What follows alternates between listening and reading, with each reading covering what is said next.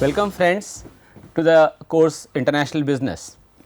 I hope you must be enjoying this course and learning at the maximum.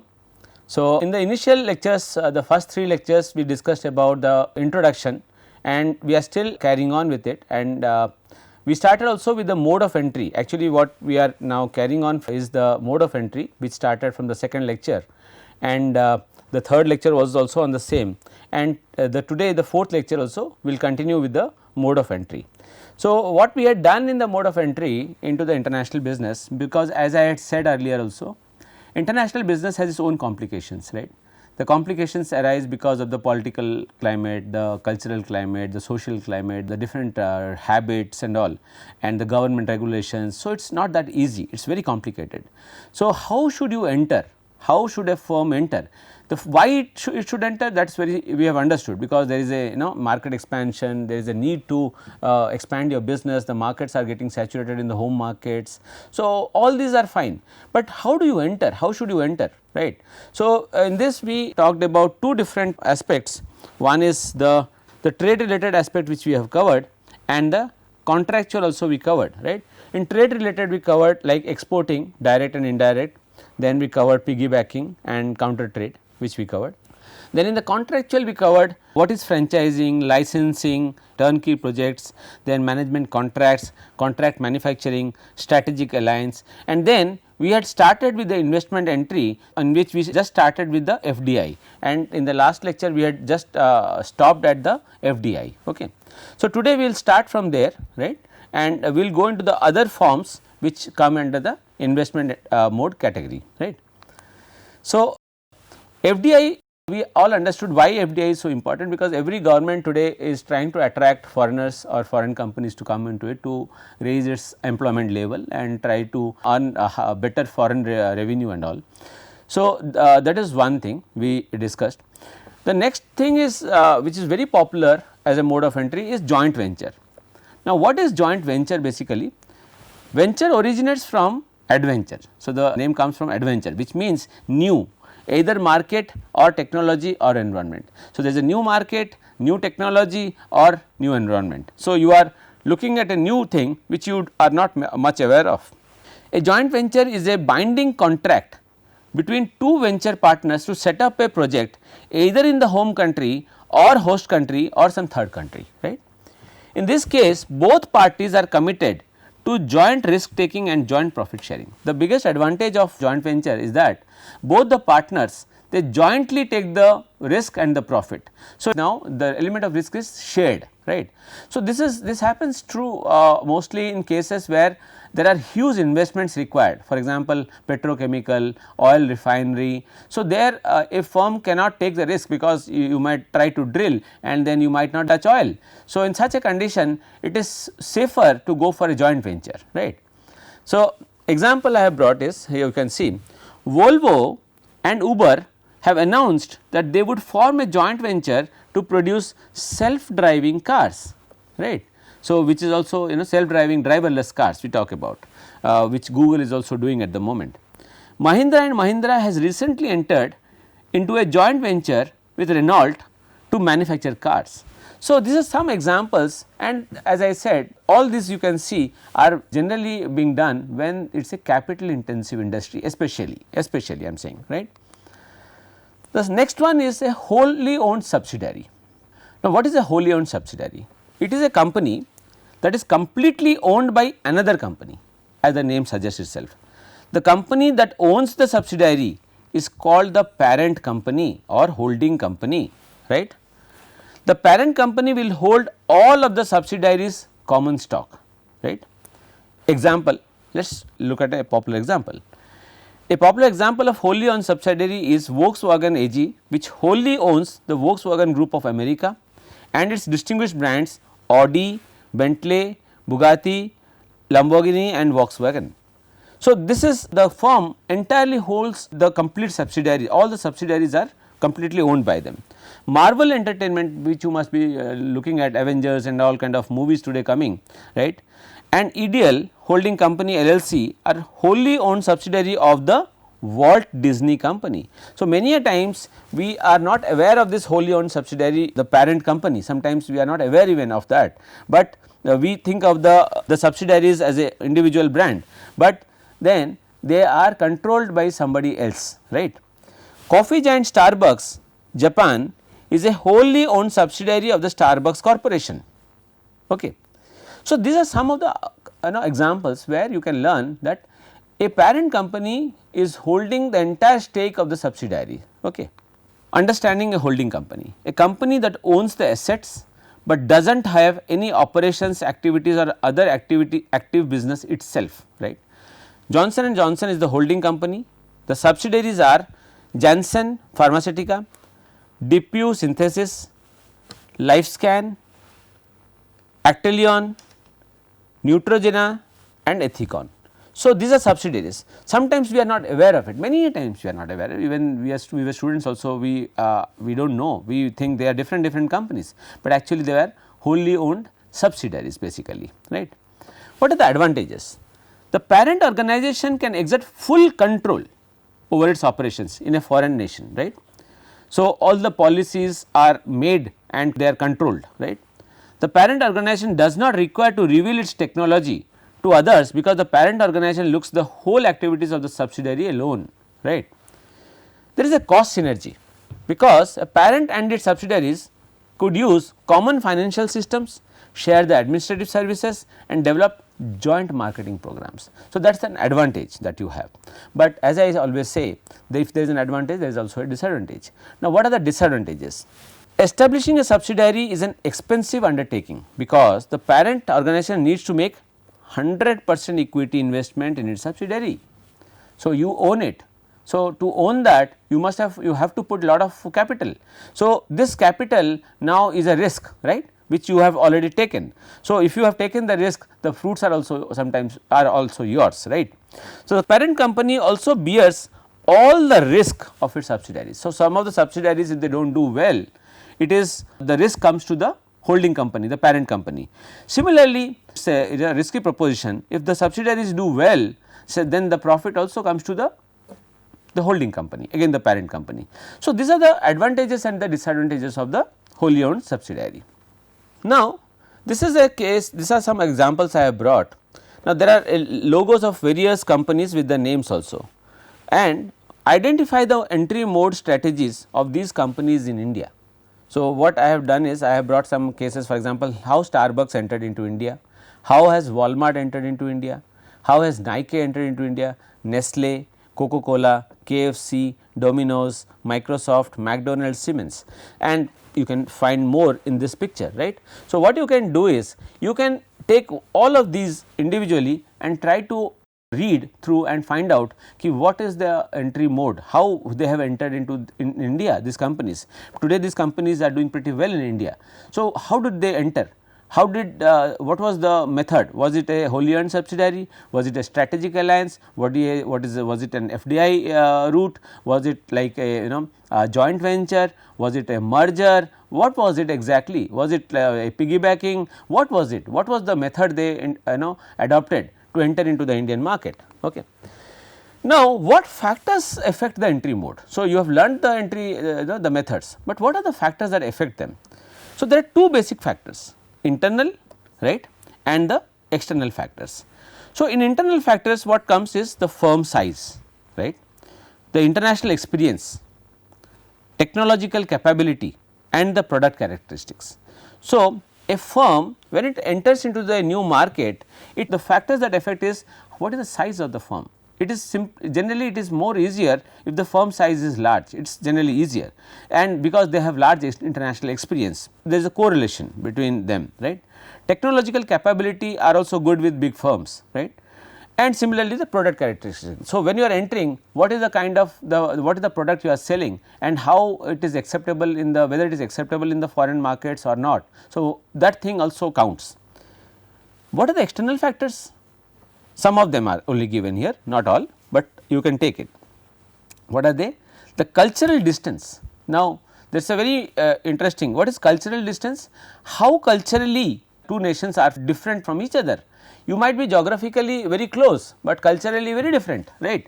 Similarly, two different countries at two different distance points could be separated through a distance, high distance, but culturally they might be very similar, right. So, cultural distance is a very important factor, because it has been seen that many companies after merger or there is a joint venture or a strategic alliance, they break down or there is a rift in between them just because of this cultural factors, right. So, how you communicate, what is your culture, so maybe one culture does not appreciate the other's culture. So, these are the problems. The market size and the growth. So, what is the size of the market you are tapping, right, you are trying to tap, right, and what is the growth potential. So, if you want to enter into a new market and that market you think it is untapped, but for a particular product category this is already a very saturated, in that market, then you do not find much potential, right. So, this research has to be done beforehand properly. Country risk is very important. Today when you see, when there are so much of political tensions and things are changing so fast, it becomes very important for all of us to understand the risk that a country holds. Now, there are countries, for example, although I do not want to name, but few of them I can say which are always on the radar, or they are hot topics of discussion. For example, Pakistan, Iran.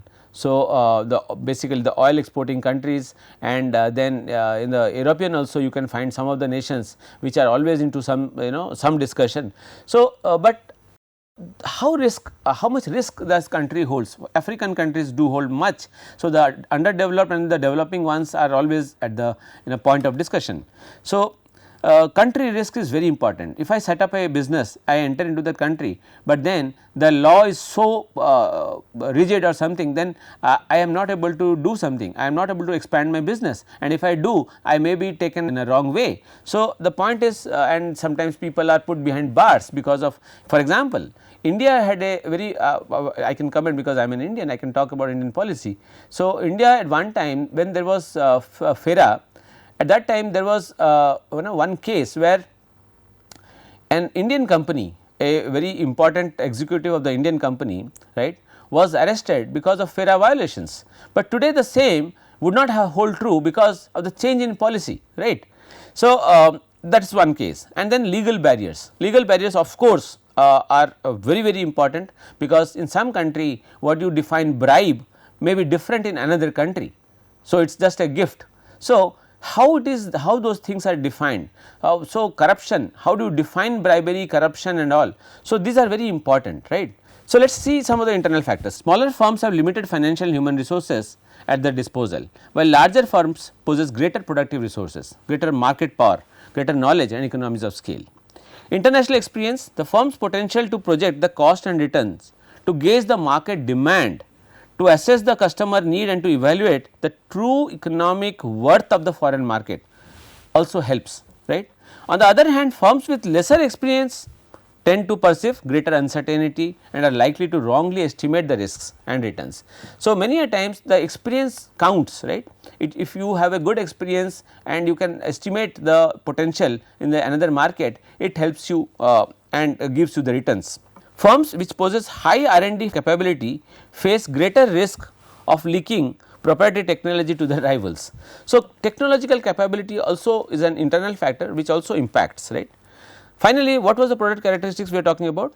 Product characteristics provide the firm with the ability to differentiate its product offering from its rivals, like degree of product uniqueness, extent of product establishment, training needs of sales force and the degree of maintenance. When it comes to product characteristics, I will talk about one case which I have written myself about it was a very popular case of Welspun.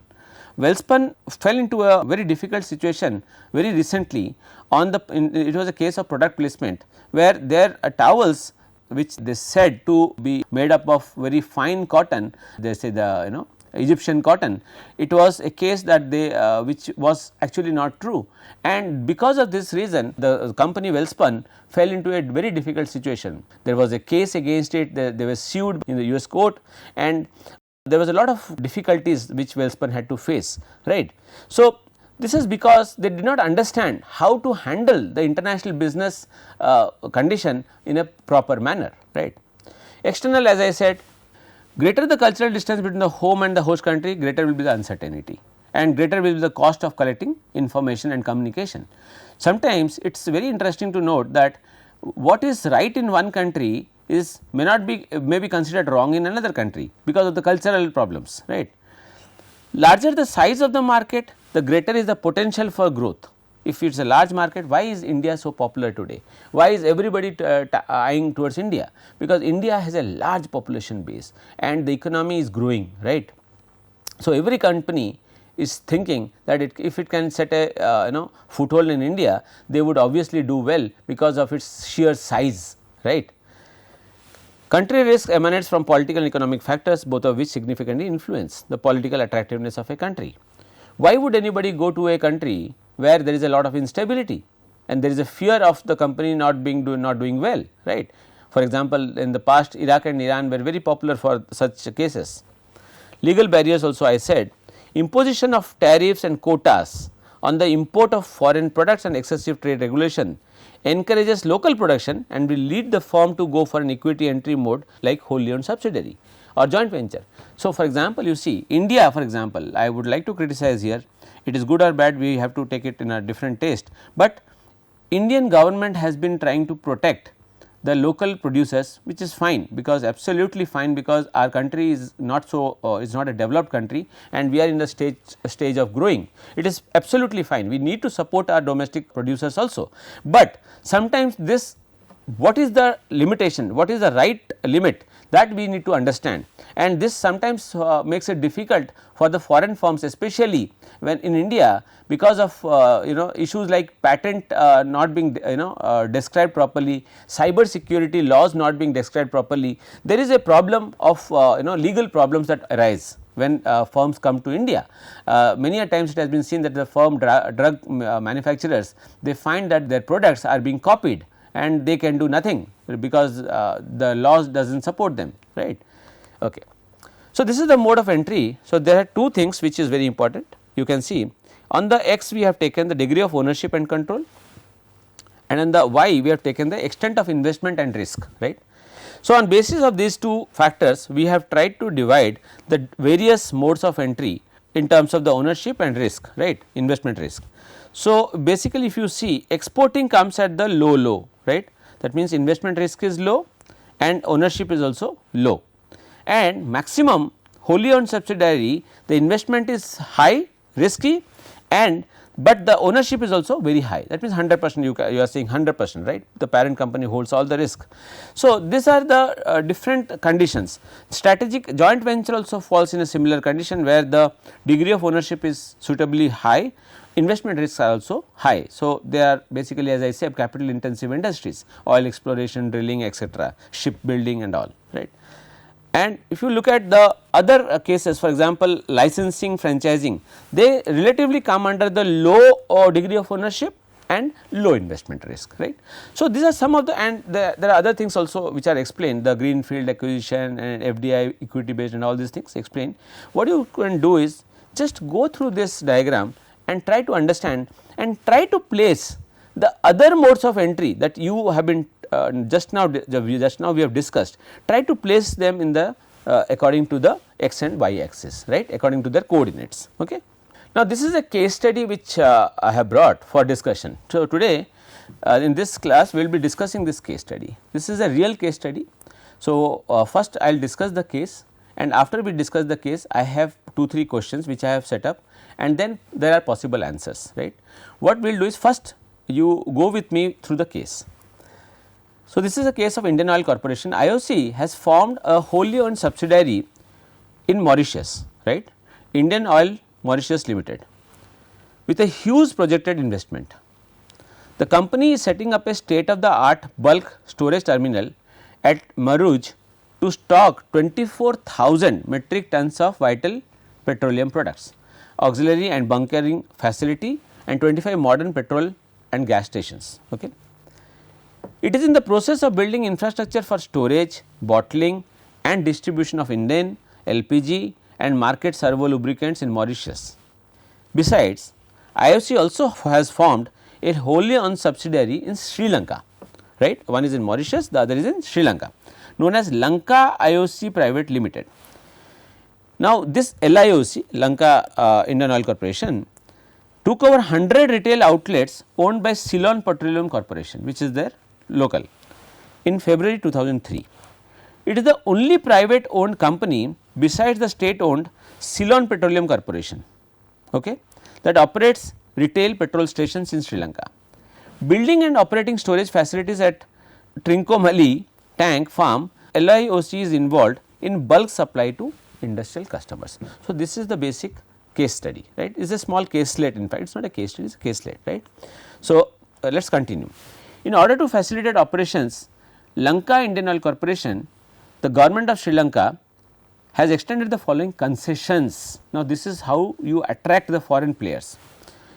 A tripartite agreement signed between the Sri Lankan government, CPC and LIOC guarantees that only 3 retail players, including these 2, will operate in the Sri Lankan market for the next 5 years. So, 2003 to 2008. LIC has also been allowed income tax exemption for 10 years from the date of commencement of operations and a concessional tax of 15% thereafter against the prevailing rate of 35. So, 35 plus another 15. Indian Oil subsidiary has also been granted customs duty exemption for import of project related plant, machinery and equipment during project implementation period for a 5 years. Besides, free transfer of dividend income to India. Now, the government has taken some action, some kind of strategy, build up some policies, strategies to attract people or different countries, firms to come to their local country, host country and set up their business, right. Now, this question, there are 3 questions. First, evaluate the factors affecting IOC's selection of the entry mode. Now, the government has attracted, but the company has its own choice, right. Which mode of selection should they use? Second question, if a single entry strategy need to be adopted, which one would be a better strategy and why, right. Third, in view of the emerging economic and political scenario, evaluate IOC's entry into Sri Lanka as a wholly owned subsidiary. So, what I am doing is I am leaving you with these questions now for a second, right. What you do is you close this or take a pause and you try to first answer them, and then I will go through my answers, right. So, what this is a real case study, as I said. So, what has happened, let us see. So, for one question we have the real answer, and for others they are hypothetical which I felt, and then you might also have your own opinion, it could differ from mine also. So, no issues, right, but you need to justify why. So, let us evaluate the factors affecting IOC's selection of this entry mode. What are the factors? First is growth and profit, mitigation of risk, cost of R&D, product portfolio expansion and modern technology, right. So, what was the first question? Evaluate the factors affecting IOC's selection of the entry mode. So, we said, so these are the factors which we are looking into to decide what IOC should do, how you should enter into the Sri Lankan market, right. So, the answer for the second question is, if a single entry strategy need to be adopted, which one would be a better strategy and why? So, what they did was they adopted the turnkey projects strategy need to be adopted. Why? Economic incentive. First, there are 3 points, there are some points, let us see. The profits in the turnkey project are very high, as IOC had low cost operation, exporting oil and related products was economically effective. Second, operation considerations. Physical infrastructure is poor, also the government wants to develop skill set in their nation with the help of outside companies, right. Third, political consideration. The government and their policies must be favorable for turnkey project. The level of competition is also low. So, what happened here is the government used the IOC used the turnkey project method to enter into this market, right. Now, the third question which is asked to you is, in view of the emerging economic and you might for the second you might have another answer, but I gave you the answer which has happened, right. In view of the emerging economic and political scenario today, let us talk about today, evaluate the entry into Sri Lanka as a wholly owned subsidiary. What would have happened if the company would have used the wholly owned subsidiary method? So, you know recently Sri Lanka has gone through some turmoil and there is a lot of political instability which happened, right. So, in view of the emerging economic and political scenario, evaluate IOC's entry into Sri Lanka as a wholly owned subsidiary. So, the following conditions we will have to take into account. Human rights violation can affect the operations of LIOC in Sri Lanka, which would further hamper the growth first, right. There is a violation of human rights. So, that would affect maybe the company, right. Economically, any bad sentiment between the two countries, which between let us say India and Sri Lanka, can result in economic losses, right, for IOC. Leverage the relationship between the two countries. Finally, it will compensate the current account deficit losses due to high cost imports, right. So, the third question which asked was in view of the emerging economic and political and economic scenario, evaluate its entry. So, we have done a small analysis on that, right. So, this is something we did and we now have analyzed the caselet in my own way I have done it. So, you may differ, you can have your own argument and also put in your opinion, right. Now, this is one more which I have brought for your as a homework. You can take it and discuss with your friends and your maybe your family, your teachers and come out with some solution. This is a caselet in which we are saying Mahindra and Mahindra is a major player in the tractor and certain segments of the automobile market in India. After an impressive growth for a few years, the tractor market in India has been stagnating, right. M&M has been selling its tractors and utility vehicles in foreign markets including USA. Some of the components for its products have been sourced from abroad. M&M has a 100% subsidiary in US, Mahindra USA with a strong network of 100 dealers. Mahindra has a 5% market share in the US market in the 20 to 30 horsepower range. As a part of the strategy aimed at building a global supply chain, Mahindra USA has signed a MOU with the Korean tractor maker Tongyang, a part of the 2 billion Mulsam group, right, according to which Mahindra will source high horsepower mostly in the 25 to 40 horsepower range and sell them around the world under the M&M brand name. To start with, the premium range of tractors will be sold in the US and M&M's current tractor range is more utility oriented. At the moment what they are selling is more utility oriented and lacks the aesthetic appeal that Tongyang's tractors have, a must for a strong presence in the US market. So, now the questions are, what are the advantages and disadvantages of global sourcing? How will the foreign market expansion help M&M? How does the strategic alliance with Tongyang benefit M&M? What are the possible risks of the alliance? How can they be overcome or minimized? So, I am not giving any answer for it, right. This is where I am ending. So, what you can do is you can go through the case, right. You can even discuss the earlier case also, IOC case, and now discuss this caselet and find out a solution what you would have done had you been in this case, right. So, this will, if you do this, this will give you a very clear picture of what international business comprises of, what are the different modes of entry, how should you enter into different markets and how should you evaluate the economic and political scenario of the various regions and what is the best alternative that is possible in your hand, right, at that moment. So, this is all we have for the day, right. Thank you very much. I hope you have got some idea, a little more idea about what you had initially about entries and into you know the modes of entry into foreign countries. And if you compare today, might be you are you have added a little bit of more knowledge to yourself. So, I wish you all the luck. Thank you so much.